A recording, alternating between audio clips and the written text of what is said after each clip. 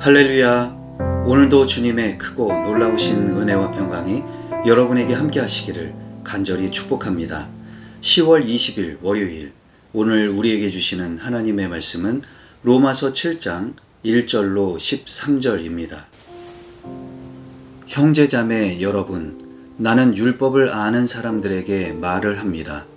율법은 사람이 살아있는 동안에만 그 사람을 지배한다는 것을 알지 못합니까?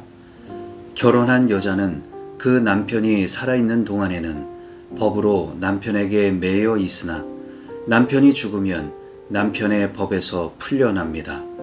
그러므로 남편이 살아있는 동안에 그 여자가 다른 남자에게로 가면 그 여자는 간음한 여자라는 말을 듣게 됩니다. 그러나 남편이 죽으면 그 법에서 해방되는 것이므로 다른 남자에게로 갈지라도 간음한 여자가 되지 않습니다. 나의 형제자매 여러분, 그러므로 여러분도 그리스도의 몸으로 말미암아 율법에 대해서는 죽임을 당했습니다. 그래서 여러분은 다른 분, 곧 죽은 사람들 가운데서 살아나신 그분에게 속하게 되었습니다. 그것은 우리가 하나님을 위하여 열매를 맺게 하기 위함입니다.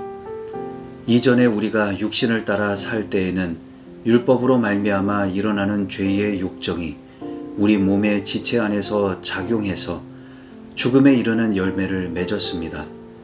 그러나 지금은 우리를 올가 맺던 것에 대하여 죽어서 율법에서 풀려났습니다. 그래서 우리는 문자의 얼매인 낡은 정신으로 하나님을 섬기지 않고 성령이 주시는 새 정신으로 하나님을 섬깁니다.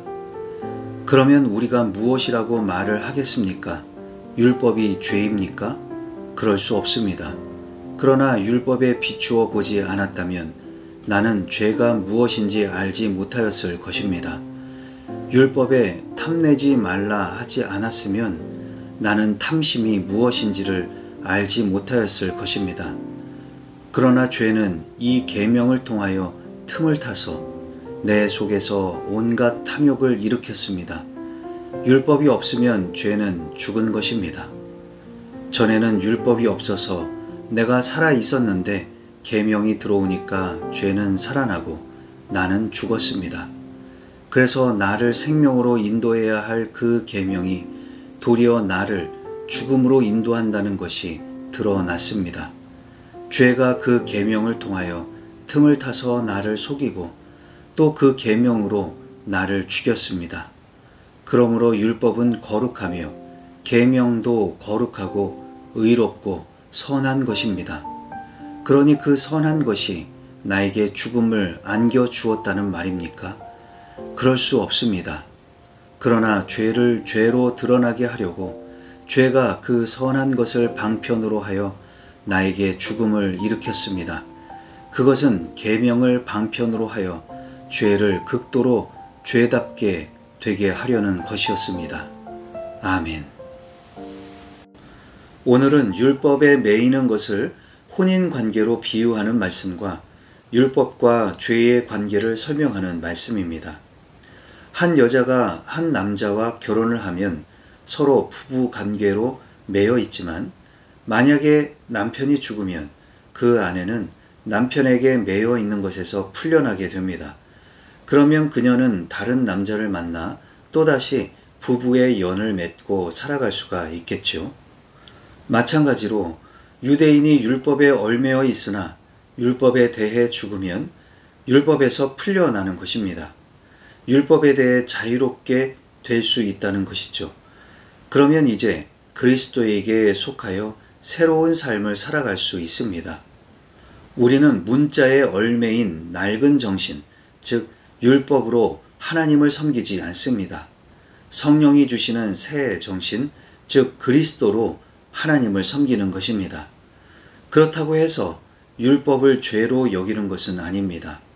율법에 비추어 보지 않았다면 내가 무슨 죄를 짓고 있는지를 알지 못하겠지요. 율법에 해라 한 것을 하지 않는 것이 죄이고 하지 말라 한 것을 하는 것이 죄입니다. 그러나 이렇게 율법을 통해 죄가 무엇인지를 알게 되니 그 틈을 타서 죄가 나에게 들어옵니다. 결국에는 그 율법이 나를 죽이는 꼴이 되는 것이죠. 그렇습니다. 율법이 악하고 더러운 것이 아니라 율법은 거룩하고 선합니다. 다만 죄가 율법을 타고 들어와 나를 타락하게 만들고 욕정을 이기지 못하게 만들어서 죄를 극도로 죄답게 만들고 마는 것입니다. 자, 그럼 오늘 주신 이 말씀을 붙들고 우리는 어떻게 살아야 할까요?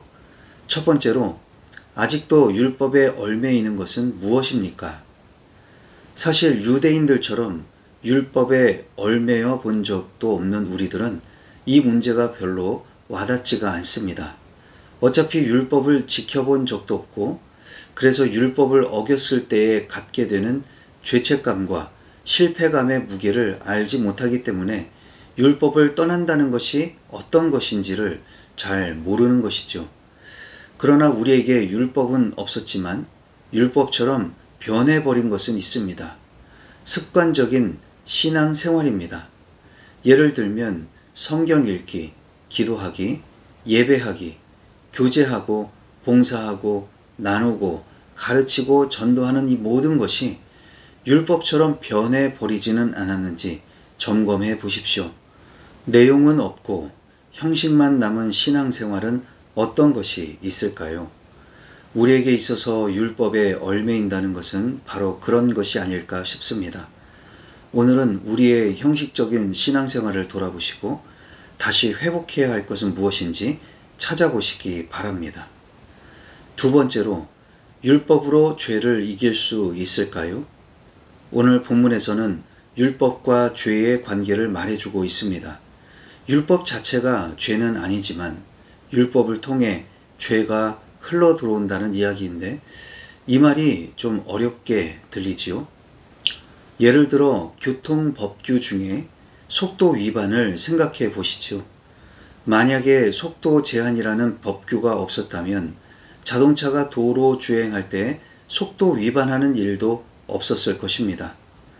그렇다고 해서 속도 제한 이 자체가 죄악이라고 할 수는 없습니다. 과속을 억제하고 사고율과 사망률을 줄이기 위해 꼭 필요한 법규입니다. 마찬가지로 율법이 있으니 율법을 어겼을 때에 죄가 드러나는 것입니다.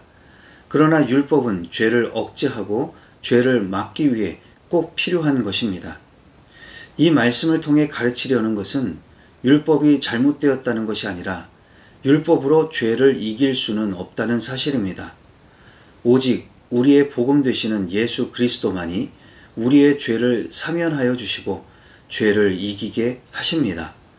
율법적인 노력으로 해결하려고 하지 마시고 복음 안에서 죄사함을 받으십시오.